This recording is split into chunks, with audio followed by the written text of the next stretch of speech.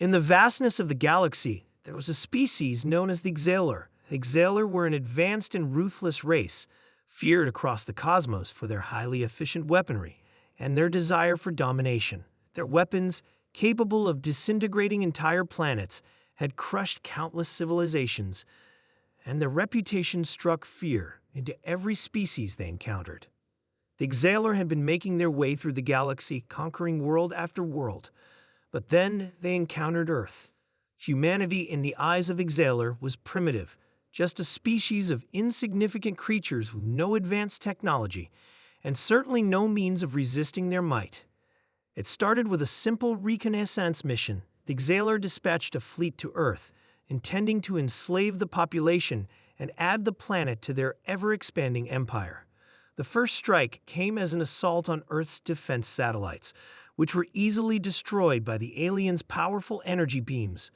Within moments, Earth's military forces were scrambling, unable to comprehend the magnitude of the threat. At first, the Xalar did what they always did, strike with overwhelming force. Massive ships descended upon Earth's major cities, their weapons capable of reducing entire buildings to ash in the blink of an eye. The humans, seemingly outmatched, offered no resistance, at least not in the way the Xalar had anticipated. The Xalar leaders watched in shock as their weapons, designed to obliterate civilizations, seemed to have no effect on the humans. The first wave of the attack revealed something astonishing. Humans, rather than being destroyed, were picking up the debris of their ruined cities, creating makeshift weapons, and fighting back with a fury that was entirely unexpected. The Xalar had underestimated them. The Xalar commanders were puzzled. The humans had no shields, no advanced energy weapons, and yet their resistance was unlike anything the Xalar had encountered. It was as though the humans were not even bothered by the weapons that were meant to decimate them. How was this possible? One of the Xalar generals muttered in disbelief. Another Xalar officer, a weapons specialist, glanced over at the battlefield, his eyes widening. Our weapons. They should be disintegrating them on contact. What is happening? They had seen the humans take direct hits from their energy beams, humans who were not only surviving but adapting to their attacks. Some were even capturing alien technology, quickly figuring out how to reverse engineer it to use against the invaders. The real shock came when a Xalar cruiser fired a direct shot at a group of humans on the ground, but the blast only seemed to push them back temporarily. As the dust settled, the humans, now shielded by a makeshift energy barrier of their own creation, stood up completely unharmed. How could they withstand it? The weapons officer demanded. The Xalar were accustomed to seeing their weapons obliterate entire armies with a single strike. Yet, against the humans, it was as though their technology was simply not effective. What the Xalar didn't understand was that the human spirit was a weapon of its own. Throughout their history, humanity had endured war, devastation, and near extinction. From every battle, every defeat, the humans had grown stronger, their resolve hardened by the fires of countless conflicts. And now they faced their greatest challenge yet. A human soldier, one of the leaders in Earth's military resistance, stood at the front lines, his eyes filled with an intense, burning rage. His name was Captain Jonathan Hayes. He had lost his family during the initial wave of the Xalar invasion, and now he was leading the charge to reclaim his planet.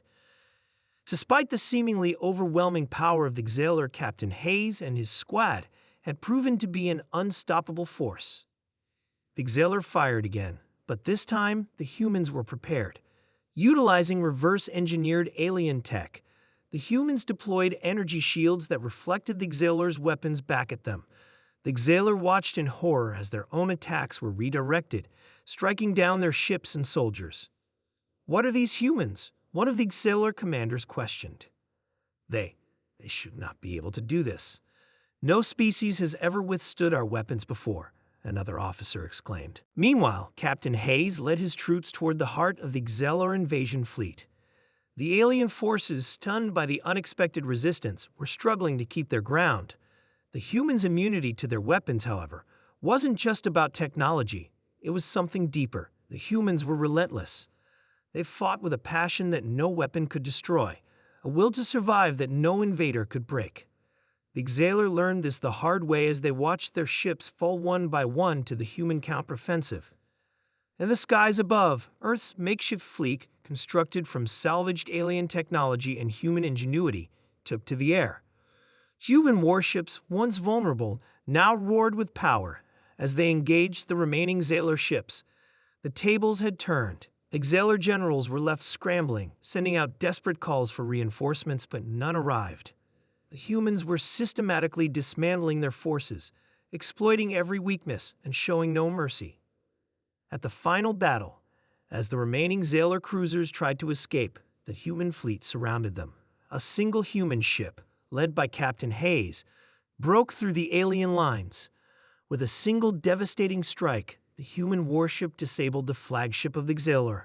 We've lost," the Xalar commander said, his voice hollow.